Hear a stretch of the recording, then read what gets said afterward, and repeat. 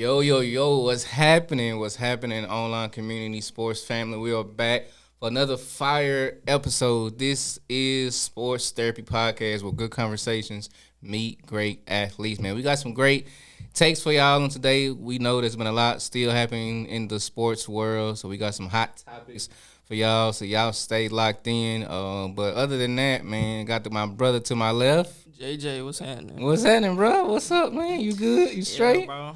I'm tired, but I'm good. I'm tired too. Hey, 9 o'clock, gotta be in the bed.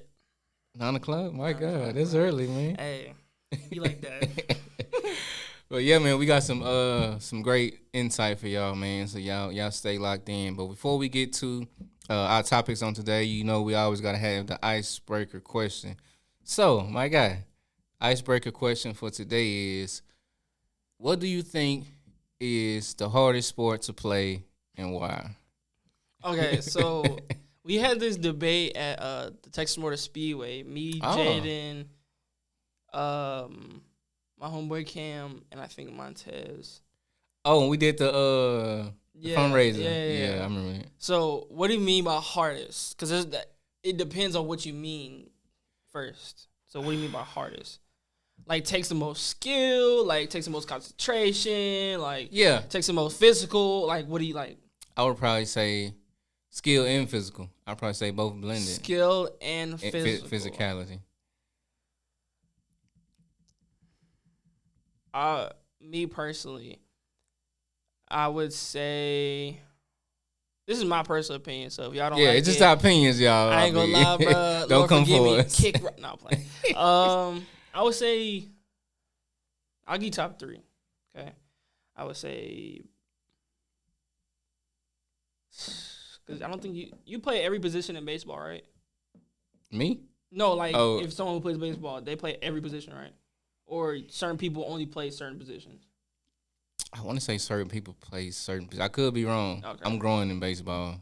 I don't know too. I'm gonna say basketball, soccer, and then I'm gonna say like a gymnastics or something like that.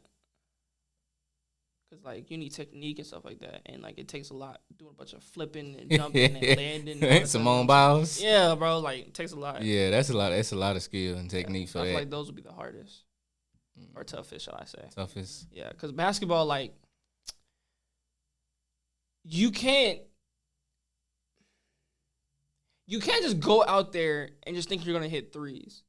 Like, if your jump shot broke, no matter how many times you shoot. Like, no, fact. Your jump shot just broke. Yeah. And it's not easy to make layups. NBA players smoke layups all the time. No, they do. We've seen it. So, like, not just that, but you also got to be able to dribble the ball. Also got to be able to make certain reads. You got to be able to – you can't win on your own, so you have to be able to think, like, 2 steps in advance to possibly get your team involved to help you get a bucket. Like, there's a lot that goes into it. So same for soccer. You can't do nothing with your hands. So everything else but your hands. Yeah, that's true. Nothing. All lower bodies. Yeah. It's crazy. And it's consistently running for, I think, 60 minutes, right? Yeah. So a whole field. Yeah, soccer is. Bruh. I wouldn't make it. And I think there's, like, certain rules. Like, certain people can't pass certain positions and stuff like that. It's like keeping that in mind while you're doing a whole bunch of backflips and arsenal kicks and stuff like that. Yeah. And then gymnastics, obviously, we know gymnastics is hard. Yeah, it's so many elements in gymnastics. Yeah. From, we know the well-known Simone Biles, balancing on the beam, like doing those flips, but yet still landing in. Bro. All the different twirls they do. Yeah, I watched a documentary on Netflix. Like, that takes a lot of technique, skill. If there's a dude up on there, his foot missed. Oh, he out of there. Hey. He out of there, bro. He gonna be out of commission for at least 2 weeks, bro. It's done deal. Testicular contusion or something, right? Oh, man. What about you? For me, I would probably say one of them was soccer. I think soccer is definitely a hard sport to play, man. That's a huge field. Yeah, like you mentioned, no upper body. It's all lower body. No. You can use... then I think, on the chest. Chest, head, shoulder, but you can't just use your hands. Yeah, you can't use your hands. Yeah, but still having the skill, with the footwork, I think that's crucial, man. Like, Throwing it taking between people's legs with your feet. yeah with your feet, bro. Moving it a little crisscross. Like that's a whole nother level of Yeah, skill, bro. man. And then the physicality part of it, you know, jumping in the air, bouncing off of their head. You know, we never know what they're doing behind the scenes as far as those strengthening exercises to make sure they have strong muscles within the neck. If they bouncing off their head, if they're kicking it, or if they get kicked by somebody else, man. Like we've seen a lot of different things happen in the soccer world. And so, now I think soccer is definitely one of those sports that's definitely hard to play. And then the conditioning, Yeah. you know, the endurance, the stamina you have to have running for that long. Yeah, I don't know if I would make it. Excuse me. I think at high school you have to run like a 4.5 or like 5 minute mile. Ooh. I think to be on varsity or something at my school. So high school versus professional. You gotta be conditioned for that. Yeah, stuff, gotta like, be conditioned. Yeah. You gotta be able to move, and not just move, but be able to move effectively. Because Yeah. if you just run and then you after, Yeah, you ain't gonna make it, my brother. You out of there. You done. I think another sport that I'm growing into. I mean, we know a lot of people that's in this sport. Tennis. Okay. I think tennis is definitely a tough sport, skill wise, physicality. I mean, we know the Serena sisters, Venus, Serena. What's the one chick that's playing now? Coco Golf. Yeah. I think. Yeah, her.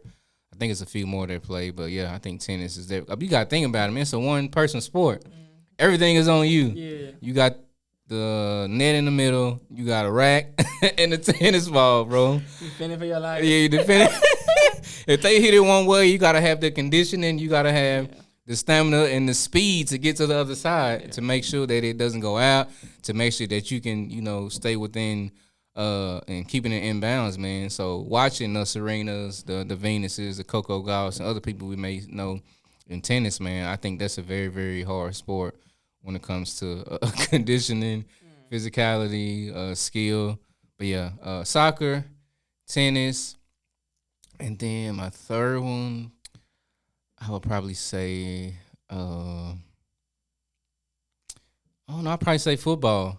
Okay. Yeah, I'll probably throw football in there only because I played a little bit growing up. Played Pee Wee growing up, a little bit in high school, not too much, but I'll probably say football. I mean, even though their season is shorter in terms of basketball, it's 82 games in basketball. Football, I think it's 17 games, 17 weeks.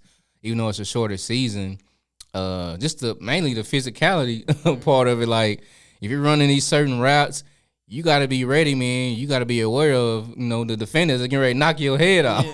The Ray Lewises of the world, the Roy Williams of the world, the Earl Thomas, the Cam Chancellors, the Richard Shermans when they had Legion and Boone with the Seattle Seahawks. That defense was crazy. Yeah, man. And so, yeah, I think football is definitely one of those sports, but also skill too, route running, all that stuff. I think that's. Go ahead, bro. I got triggered. That wasn't that. That was. I was thinking about the conversation we had. My fault. Yeah. I think route running and all that takes skill because there's so many different elements to route running.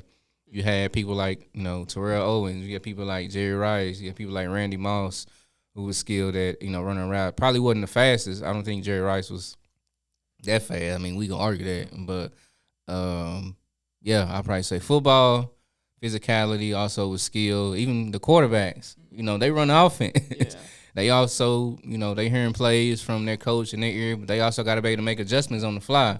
You think about the Brady's on the word. I think it was one of the Super Bowls when they played the Falcons. They were down at the half. Yeah, it was 28, 38, something. Yeah, bro, they were down. And so now you got to come back at halftime and make adjustments, you know, to win that game. So, yeah, I'll probably say football, soccer, and tennis, for my three sports. But without further ado, we're gonna move on to our first topic for today. There's a lot going on this weekend in the WNBA world. It's a WNBA also weekend for them. I believe it's in Indiana. Yep. They got a lot going on. I think today is skills challenge, I believe, and then tomorrow will be their 3-point shootout, and of course we already know Sunday will be the WNBA All-Star game. And so the latest news that we've seen, two players that will be out is Caitlin Clark. Of course, I believe she has a growing injury from what I've seen, and then Santu Sabali, it will be out as well. I wasn't sure what her injury was, but yeah, those are two players I was definitely excited to see. And so, but going back to Caitlin Clark, I had seen there's a podcast that I follow. I believe it's called No Off Season.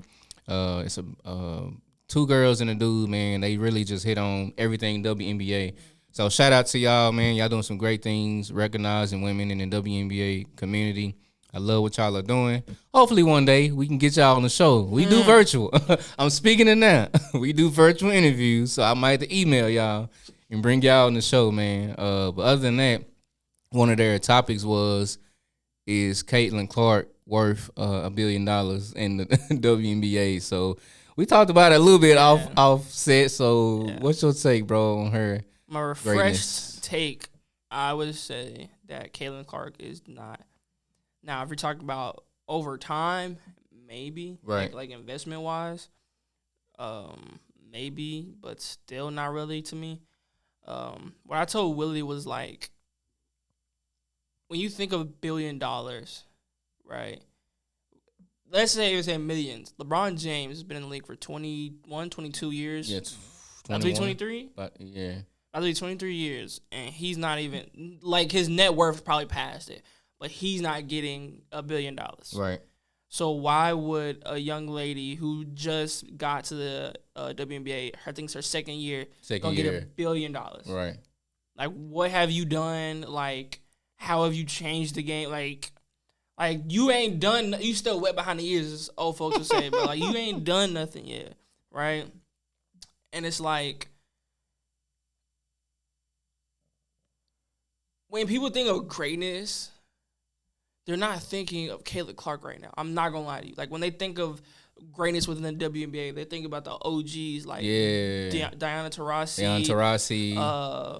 Sue Bird. Yeah, like people like that. Like they're not thinking. No offense to her, but they're not thinking Caitlin Clark. She is a good player. She has changed people's perception on the WNBA and people's viewership on the WNBA. Right. But I don't believe she's worth $1 billion for right now. Let me say that. Yeah. Yeah, I totally agree with you on that. I think that's just going to come with time. Like we talked about on the intro podcast show, putting in the work. Putting in the work, man. Definitely. The sacrifice, going through the suffering, going through the ups and downs, going through the highs and lows of the WNBA, the changing of the roster, the changing of your teammates, being able to manage all of that. And so, yeah, that's going to come with time. We already know LeBron James wasn't making $1 billion when he came to the league. No. You know what I'm saying? He might have had a little money, but he wasn't there. It took time for him to get to that level. And so, yeah, could it happen for her? I'm pretty sure it will, but that will come with time. And we already know there's this divide or division between WNBA and NBA when it comes to salaries. We already know that, WNBA, they're not really getting paid.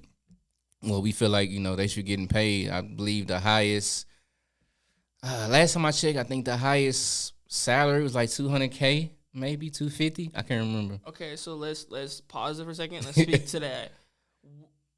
What do you feel like the metric for that should be, right? Because when you have conversations, you have to have a standard that you can either argue or talk about before you move on, or it's just gonna be talking at your butt, right? Facts. So, what do you believe the metric for their paying or their salary would be? Ooh, that's a good question, bro. Let me process. What would you say? I would say, like, because if you look at the NBA, right, everyone watches for high-flying dunks, threes, ankle breakers, like stuff like that, right? Mm-hmm. You get the same thing at WNBA, but it's not the same. Yeah. There's not that. If you're not a young lady who grew up watching it, or you don't have a family member who has investment in it, or you don't play basketball yourself, you're not going to put it on. Because before this year, I never put on the WNBA. Maybe one time. I think maybe one time as just seeing what it looked like. I watched college before I watched WNBA, but yeah, you know what I started with college too. So now that I'm working with them, it's I'm around it. So it's let me see what I'm dealing with. Yeah. So that's where my interest and my involvement comes from. The typical person is not doing that. So you'd have to find that it factor to bring the people in, right? once you bring the people in, that's when I feel like they should start talking about increasing. Because you want to get paid, right? Let's just be honest. You want to get paid the same as LeBron James. Who the heck is doing that in the WNBA? Nobody. Nobody's doing what LeBron. No one is doing what maybe Sabrina, Steph Curry, WNBA Steph Curry, right? There are a couple girls who could possibly be a Kyrie in the WNBA, some Devin Bookers, but like there's no like, oh, you know what I'm saying? Like there's not too much of that in the WNBA. Now in the NBA, there's dang near one person on every team. There may be some on the bench, maybe in the G League. You know what I'm saying? They maybe show up in the playoffs, but there's something there that everyone can be like, oh my gosh, like how you just do that, right? So I feel like that plays a factor in it. Like if you don't have the genuine interest, you have to do something to make people interested. You know what I'm saying? I agree with like, if I'm just a regular person, I see a dude at 6'9" doing a windmill from the free throw line. Okay, I'm investing now. You know yeah. But if I see a girl do an up under layup, cool. As the same height, yeah, cool. You know, So to pinpoint that, do you think in regards to WNBA? Do you think the women should be more, if they have the size and they have the athleticism and they have the physicality? So the point I'm trying to make is, for example, I believe it was Lisa Leslie. It's been a weird year since she's been out the league, but I believe she was one of those ones who started dunking, right? Kind of brought some flair, some entertainment to WNBA. So do you feel like women who have that ability to do that should do that, to bring more entertainment, to bring more viewership to the league? Me personally, I'm a skill person.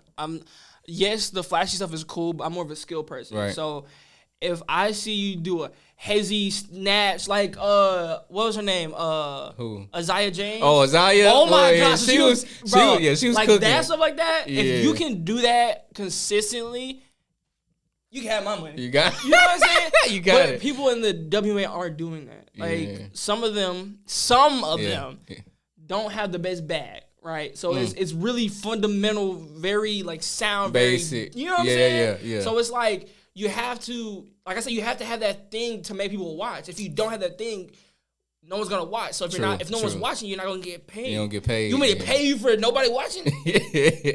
Right? Great take, bro. I like that. So like that's like, to me, that's the biggest thing, right? Caitlin Clark brought what? Well, her and Sabrina brought what? Like, they near half-court shots, you know what I'm saying? Like, good play, stuff like that. Yeah. Angel Reese brought physicality and smack talking. Obviously, I had it before, but she did it in college, so people was, like, seeing, like, oh, who's that black girl doing all that? Right. Let me go watch her. And now she's in WBA. Oh, let me go and see if she does the same. Continue to follow her. Yeah. Like, you have to have those things that translate. If you don't, it's just a bunch of... I don't want to talk down on it, but it's like we're basically watching, like, high school ball at that point. You know what I'm saying? I feel like you have to have that it factor, that flashiness, that oh my gosh, to get people. And once you do that, then we can talk about the increasing. Like the people who do that, like the Lynx, like they are a very good team. Yeah. But Lynx. I don't. Besides Collier and maybe Courtney Williams, I think her name is. You know what I'm saying? Like if you don't have those people on your team, like no one, it just brings it back to like if you don't have that flash on your team, then I'm not going to increase no pay. But that's just me. Yeah, that's just us guys. If I was the owner of the WNBA and a young lady came to me and said I want a pay increase, all right, what you doing? Show me the product. Because this is business. Let's be honest. Yeah, it's business, a business. Yes. What's the product look like? What's the product? If my 6-year-old or whatever don't want to watch this, I'm not gonna expect grown people to want to watch this. You know what I'm saying? I like it. Yeah. And then at the end of the day, that's who's paying y'all. Yes, obviously, the longer you have a organization, the more people like can grow up watching it, right? Like the WNBA has been there for like 20 years. Mm-hmm. So like it's still somewhat fresh. The NBA's been there for a minute. Oh yeah, so, yeah. You know, NBA's been there a long time. Generations of people watching it, right? Yeah, facts. So like, if my kid not coming to me, oh, let's go watch a Minnesota Lynx game. No one's gonna watch it. You have to get them young, so when they start growing up, keep them. Because you can get them when they're young, but then it is what it is. But get them young and keep them. I feel like that's the thing right there. Yeah. That's the bargaining ticket. Gotcha. I love it, man. I love it. So let's look at these rosters, man, for the WNBA All-Star. I kind of go through them, and we can kind of go through them. So we already talked about Caitlin Clark. She was actually one of the team captains, but she won't be playing. But let's still go through her team. So give you guys some context. Caitlin Clark and Nafisa Collier are. Well, Caitlin Clark was a team captain. Nafisa Collier is one of the team captains, and they had the ability to choose, like a draft, kind of like what the NBA did a while back. And so I'll go through the rosters. We're going to kind of talk about some of these players. So on Team Caitlin Clark, she did pick one of her teammates, Leah Boston, center forward for the Indiana Fever. They also have Sonia Citron, I believe, for the Washington Mystics. Is that the name? Who? Guard. No, the team. Washington Mystics, I believe. What she look like? Who are you looking at? Oh, here. Okay, I Sonia got it. Citron, yeah. We just talked about Sabrina, right? Yeah. From Liberty. Kiki, I believe that's their rookie. Yep. Yeah, for the Mystics. Who else they had? Brianna Jones for Atlanta Dream. Kelsey Mitchell, Indiana Fever. Another one of her former teammates, Brittany Sykes, who they just got in place of Santu Sabli, I believe. Kayla Thornton for the new, the Golden State team. Gabby Williams, Seattle Storm. Asia Wilson, Aces. And then also Jackie Young for the Aces. All right, so. You want me to keep going on the Nafisa Collier roster? Yeah. All right, so now we're going to look at Team Collier. Woo! I think I'm rocking with them. They got Paige Breakers for Dallas Wings. They got Skylar Diggins for Seattle Storm. Alicia Gray for Atlanta Dream. Kayla McBride, Minnesota Lynx. Nika Agumage, Seattle Storm. Kelsey Plum, LA Sparks. Angel Reese, Chicago Sky. Stewie, Brianna Stewart, Vet. Bro. New York Liberty. Alyssa Thomas, Mercury. And Courtney Williams, the Lynx. Bro. Who was the? Did Kaylin choose that team? Who? Did Kaylin Clark choose that team? The people I just named? No. Her team. Like yeah, they all picked their pieces, bro. I watched it on YouTube. They had the ability to pick their own players. Hey. Let's talk about it. Go ahead, bro. Go ahead. We can start back. We can go back to Caitlin Clark's squad. Bro, it's like you gotta have some vision. Like you gotta be on some like. I'm 1,000% sure these people can handle who they're going against because the names you named on Nafisa Collier. That's oh my god. That's what I'm saying, bro. These are all like top of the top right now. Yeah. You know what I'm saying? Yeah. Obviously, Jackie Young, she's top. Asia, she's top. Gabby, she's top. I don't know about Kayla or Brittany Sykes. Can't say. I'm gonna go watch them. Kiki, she's been doing good. Sabrina, obviously Sabrina. No, you know what I'm saying? Like they have more of a full roster on. Nafisa Collier. Bro, yeah, bro. That's what I said, bro. When I saw that lineup, man, I said, "Oh my god, I don't know how this gonna go tomorrow." Yeah, bro. Yeah, y'all just gotta lock in, bro. Yeah. So who would you say as far as like matchups for these teams? If we looking at position, who you think would be guarding who?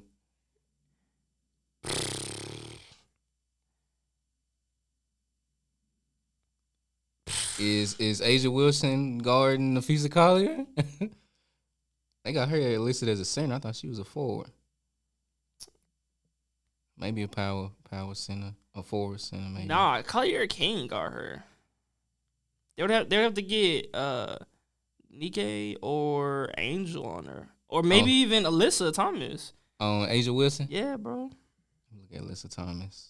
Yeah. Like she's like the Draymond Green of the Mercury. Okay. So I think I do know who Alyssa Thomas is. So she would have to guard Asia. Yeah, bro. Let's look at these guards. Bro, you can't do nothing, bro. You can't do nothing with Paige, Skylar. That's what I'm saying. And Alicia, she's been going crazy. For Atlanta Dream? Yeah, bro. And then Kelsey Plum, too. Like, and then Courtney. Bro, Courtney dropped 30 on us, bro. Courtney Williams. Yeah, bro, I'll never forget that, bro. So, like, yeah, bro, like. Yeah. Y'all, shit. Caitlin Clark gotta have, like, some freaking Matrix Neo vision for her team, bro. Yeah. She got to. She got to, bro.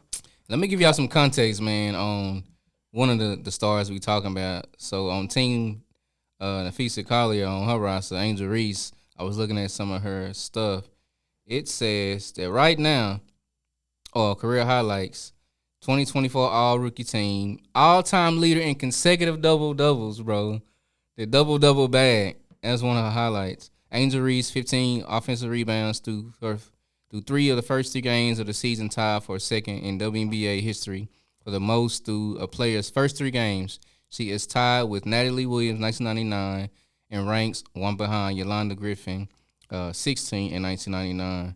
She's the 6th player of all time and first since Asia Wilson in 2010 to begin the season with 3 straight games with 10 or more points, 8 or more rebounds. She is the only rookie this season to score 10 or more points in each of their first 5 games and is the first rookie in Sky history to score in double figures in each of her first 5 games. Her 26 rebounds are the most in a 3-game stretch to begin a career in Sky history. She ranked first in WNBA offensive rebounds per game, 5.1, and first in total rebounds per game, 13.1. I can keep going. This is a list of stuff that she's already done. In Who's 2 that seasons, for? Angel it's Reese? Angel Reese, bro. Okay. So, I'm not going to be one of those guys who be like, oh, she getting her own rebound? No. But what I will say is, I'm going to ask you a question. Do you believe she's a generational talent? I believe Angel Reese is a generational talent. Like, she didn't have a persona attached to her, and she was just doing this. Would she still be relevant? Stuff like that. Yeah, I believe so. Okay. Yeah, I believe so. Even without the persona, I believe so. Okay. Because she started that work back in LSU. I was watching her LSU. So Okay. I would say yeah. So, do you also believe that she's a generational talent? No. No? So, what does that say about the WNBA? Mm. That's my thing. Okay, yeah. It's like, I'm not taking no credit away from her. She's no, good, no, right? not at all. Right, she's good. But if this is the concept of good and it's her second year, and she's doing this, what are the other centers doing in WNBA? That's my question, right? It's like, how do you guys fight that? You know what I'm saying? Like, she's gonna be who she is, right? Shaq gonna be whoever Shaq is, Of course, right? But what are you doing to mitigate his ability?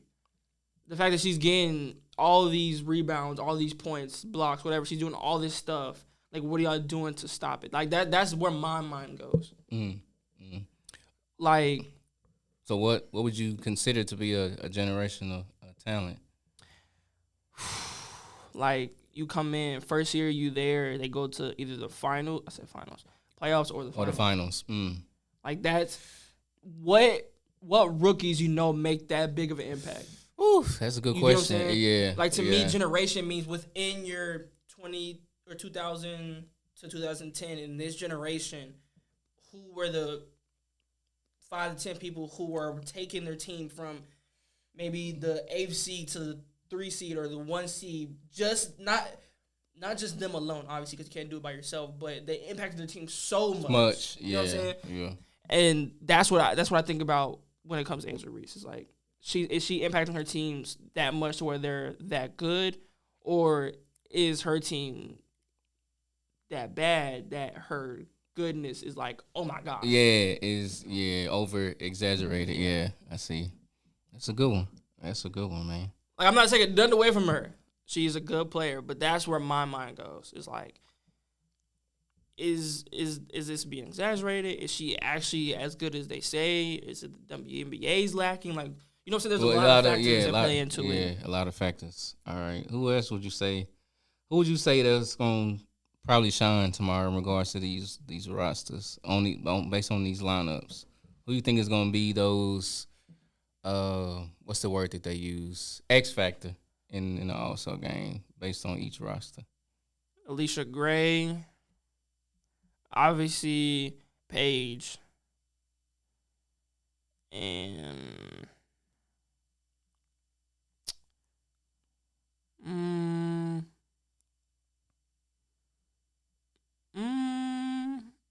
gonna say Alyssa, Alyssa because she Thomas runs the offense. for the Mercury. Yeah, so she runs the offense.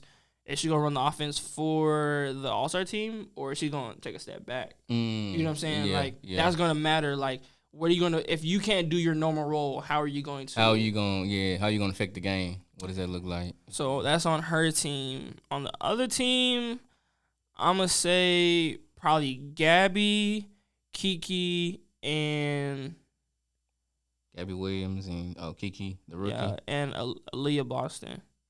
Okay, I could definitely see Aaliyah. Yeah, I love it. Because I think Aaliyah and Kiki are both freshmen, and then Gabby, because she's like not like this super big name. She does good, but she's not this super big name. So it's like those quote unquote role players like stepping up to win the game.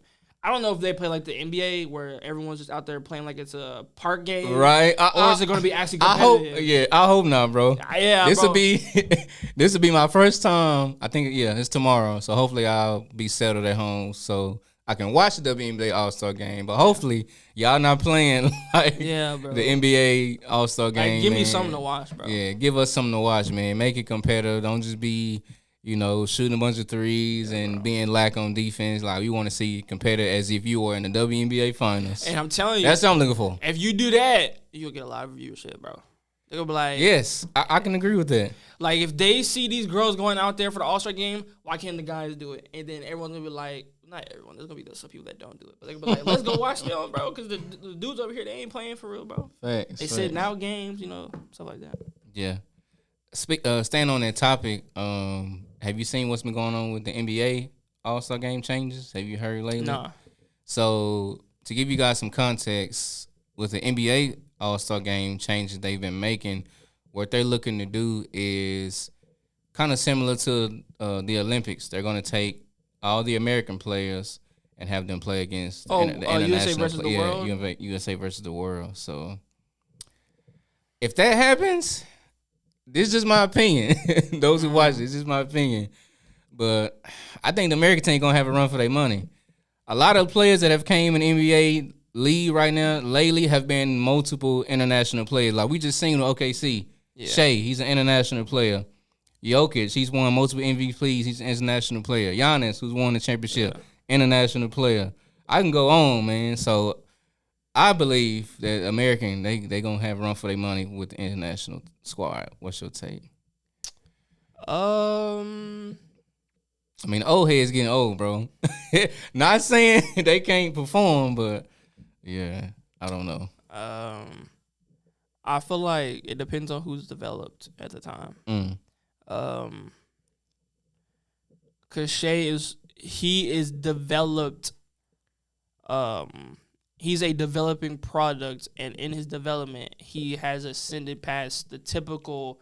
What is he? The point guard, shooting guard in the NBA. Yeah, there aren't too many guards in the NBA who are really messing with him. If we're being honest, right? Yeah, so, I can agree with that. On the other side of the USA, who has developed enough to go at the world? You know what I'm saying? Mm-hmm. That's the thing that matters. If you're only a 30% shooter, or you get 2 rebounds a game or whatever, going against Jokic, like, those things matter. So you need to develop whatever in your bag. Yeah, develop that bag. Get them up right, so when you face them, y'all not getting spanked. Facts. We seen it, man, in the Olympic game, USA versus Spain, USA versus France. They would have lost some games had it not been for KD and Steph stepping in. Bro. So, yeah, we'll see how that goes, man. But ladies, please put on the show tomorrow, man. We're going to be tuned in. We're going to be watching, so we can have some takeaways on our next show. I'll be rooting for you. I know you don't know me, bro. I'll be the dude passing you the ball, you know what I'm saying, when you be warming up. But I'm saying I'm rooting for you. Facts. I hope you do good. It's your first one. You know what I'm saying? Take it all in. You know what I'm saying? Drop buckets on them. Put BCA. You know what I'm saying? Stupid. All right, we're going to wrap this up. We're going to shift, man, to our other topic for today. I think this is something that the world is not really talking about a lot, but I think it's very, very instrumental to the NBA community. We are going to get into the rise of Ice Cube and the Big 3 League, man. I've been watching a lot of highlights. I've been watching a lot of different games here lately on their concept, his vision for it, his idea for it. And so to give you guys a little bit of context on Ice Cube's vision with this. Big Three is a professional 3-on-3 basketball league co-founded by Ice Cube and Jeff Quintinitz. I don't know if I'm saying that right. Don't judge me. Featuring former NBA and international players. It's known for its unique rules like the 4-point shot and an emphasis on player expression, creating fast-paced, high-energy game. The league aims to provide a platform for players to compete and showcase their skills during the NBA offseason, while also offering fans a new and exciting brand of basketball. Let me give you guys a little bit more details, and we'll get into our takeaways. So the 3-on-3 format. Unlike traditional 5-on-5 basketball, the Big Three features teams of 3 players competing on half court, resulting in a faster, more action-packed game. Former NBA stars. The league attracts a roster of former NBA players and international basketball stars, offering fans a chance to see their favorite players compete in a different context. Unique rules. The Big Three has implemented several rule changes that deviate from standard basketball, including the 4-point shot, no foul outs, and allowing hand checking and physical post play. Let me see if I can hit on one more. Emphasis on player expression. The league encourages players to express themselves on the court with trash talking and physical play allowed, fostering a more engaging and entertaining experience for fans. And then let me give you one more. City-based teams.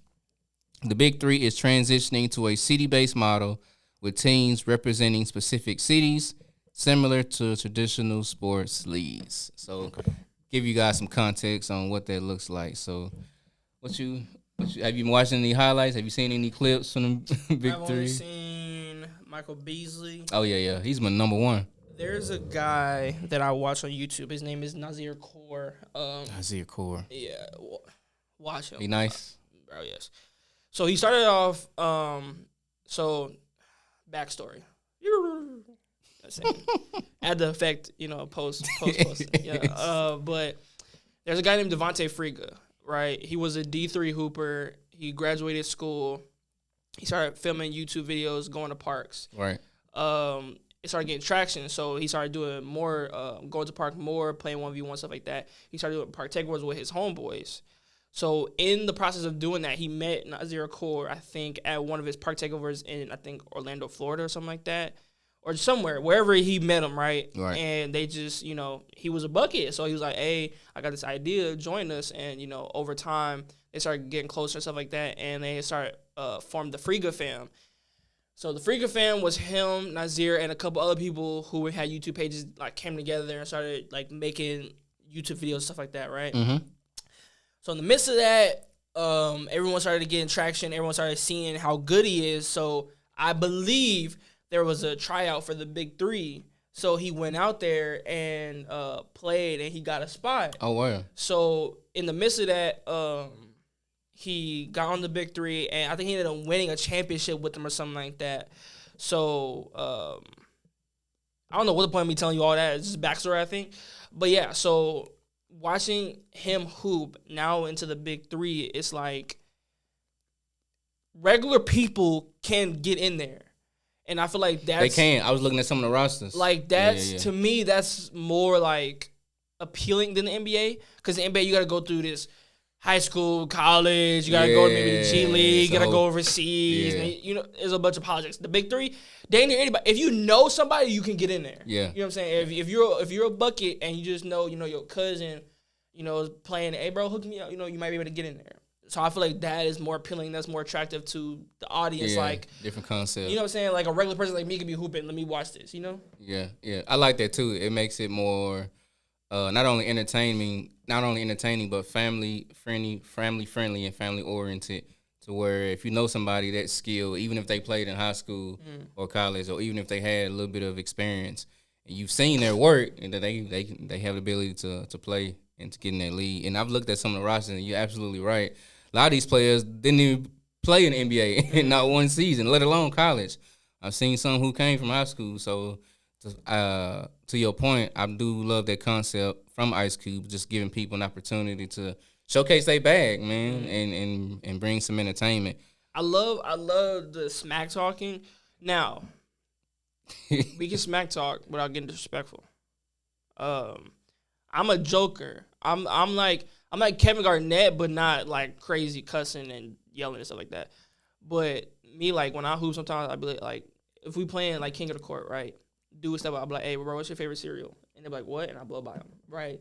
Or I'll be like, hey, bro, so I'm about to go right. I'm gonna do a dribble, step back, spin move. You know what I'm saying? And then I'm gonna do it like, oh, see, I told you. You know, stuff like that. Like I'm not. Oh, your mama's didn't. I ain't that. Like I'll joke with you. You know what I'm saying? Be like just a jokester. You know what I'm saying? So I like that they can do that in the Big Three versus in the NBA. You gotta be selective on what you say because you get tagged, you get fines. Like, ain't none of that in the Big Three. Bro. You know what I'm saying? I feel like that adds another factor to the game when you can do that. Yeah. One thing that I'll share with you, I think here recently that I like that's different. It's called Bring the Fire. And so I was watching one of the games, and one of the former NBA players, Vernon Maxwell, used to play with the Houston Rockets, well-known player. He was a dog, very gritty. He coaches one of the teams. And so there was a play to where one of his players, one of the other players, a foul was called, and so he didn't like it. And so the concept is there's this red button that they can hit, and once they hit it, it sounds the alarm in the arena, and it's basically called Bring the Fire. So what that allows each player to do is play one-on-one, like I told you.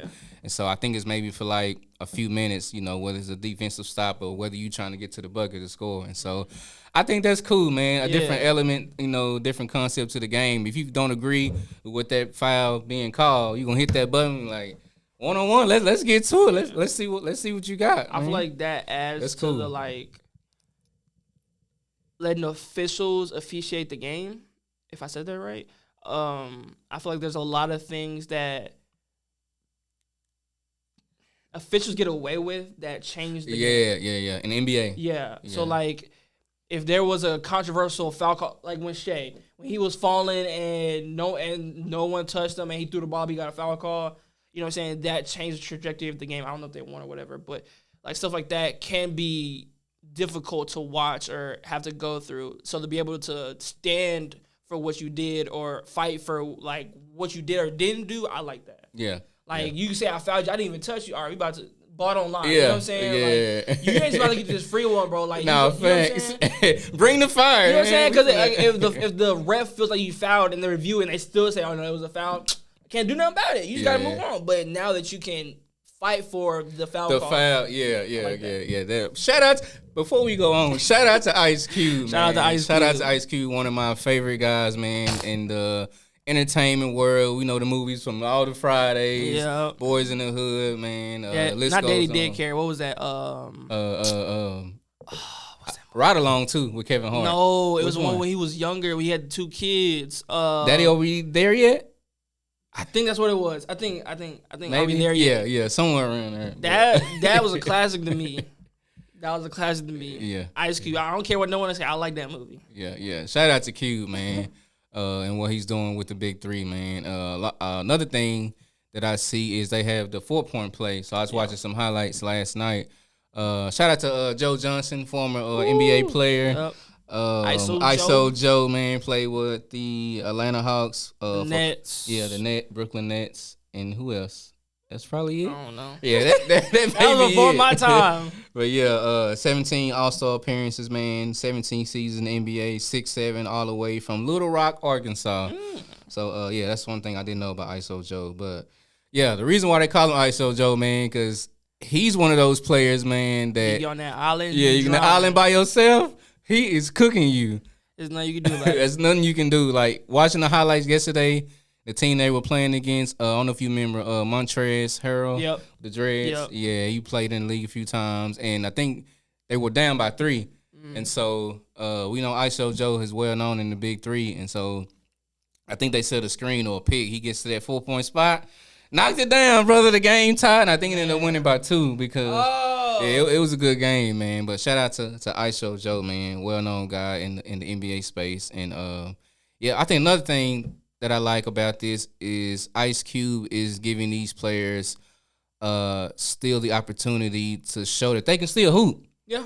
Like, when it comes to the NBA, a lot of these guys are not getting those phone calls anymore. They're being neglected. They probably thinking just because they old, they're not in the condition to play. So. Not even that. Michael Beasley, I don't know what he got into, but he had a reputation in the NBA. The fact that he could still hoop on a big platform Right. and get paid for And it. get paid for it. That's a good thing. Yeah. You know, there's a lot of people who didn't make it to the NBA or the G League or whatever, and they love to hoop, right? This can be the opportunity to make money but still do what you love. Yeah, yeah.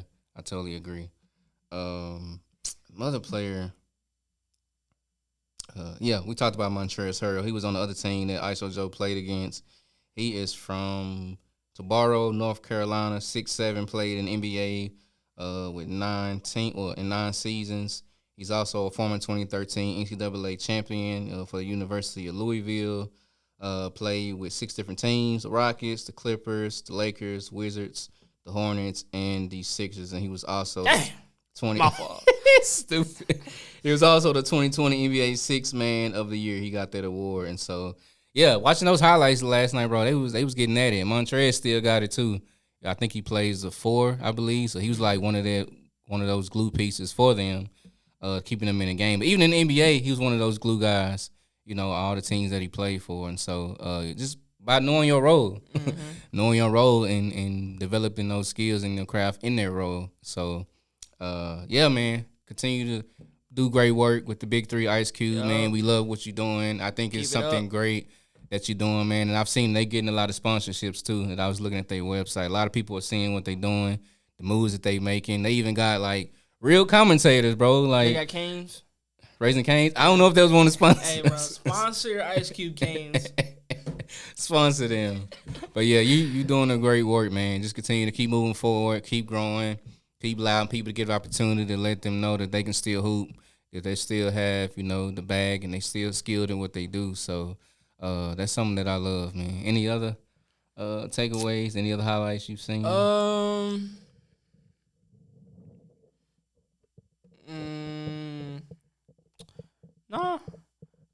And to put a rapper on this, so another concept that's different too.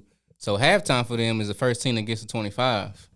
I seen that too, yeah. So the first person that gets to 25 is halftime, and then the first team that gets to 50 wins the game. Okay. And so, that makes you play for real. Yeah, that makes you hoop, bro. Yeah. Okay. Yeah. Ain't no 90, 100 points. Yeah. Ain't no overtime. Well, right. Is there overtime, or you have to just win by 2?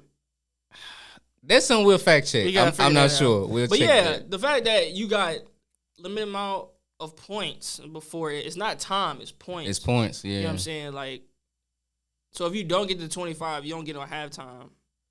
So, like, if you're losing and you just need a second to catch a breath or something like that, and they already got theirs, is it both teams get a halftime or just one halftime? Everybody. Yeah, everybody? that's flat. So Okay. So whichever team gets 25 first, it's halftime for both teams. I thought it was like each team gets their own, like once they get to 25, that's halftime. Oh, no, that's half across the board. Yeah. That's cool still. That's cool. And then first team get to 50 wins the game. Yeah, that's cool. Yeah. But put a rapper on it, man. That was my takes for today. Yeah, bro. I ain't got nothing else, bro.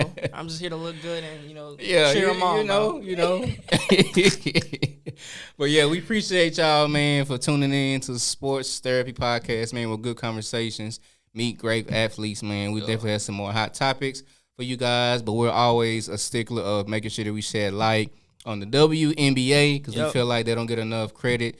They don't get the due diligence, the viewership that they need to be on these platforms in the sports world. So we're always going to make sure that we're shouting out the WNBA and what's going on in that world. Before we close out, I wanted to ask you a question. I was working at one of the Wings games. Oh, yeah. And the person on the opposite team, I think the last game I worked was a Mercury game. They got like a tough bucket, and I was like, "Can I cheer on the opposite team if I'm wearing a wing?" Bro, like, my God, because like if it's a tough bucket, it's a tough bucket. It don't matter what jersey you got on, but you know what I'm saying. So how would you feel like if you was me? Would you cheer like if they guys like oh, or would you just look? So rewind. I want to process this correct. So you had on a Wings jersey? No, I had on my uniform. Oh, uniform. Yeah. And like they had a tough and one bucket, and I was about to I was gonna say something, but I was like, I can't say nothing for the opposing team. Yeah. Oh. Yeah. I don't know, bro. I don't know if I would do it, man. But I know that excitement comes out because at the end of the day, we love basketball in general. So like I was like mid, like I had mop in my hand. I dropped. I was like, Mission woke you up out of there, bro. Yeah, I'm about to get in trouble. Your job over. But no, I don't know if I'll probably have to keep that in. All right. That's all. I just wanted to ask that question. What y'all think? Yeah, let us know. Cheer for the other team if it's a tough bucket, or I just gotta be quiet. Facts. Let us know in the comments, man, when this episode get put out. Yeah. But we love y'all, man. This is Sports Therapy Podcast. This is your guy Willie Beeman, and It's your boy JJ. y'all know what it is, man. We will see y'all on the next show. You're Peace.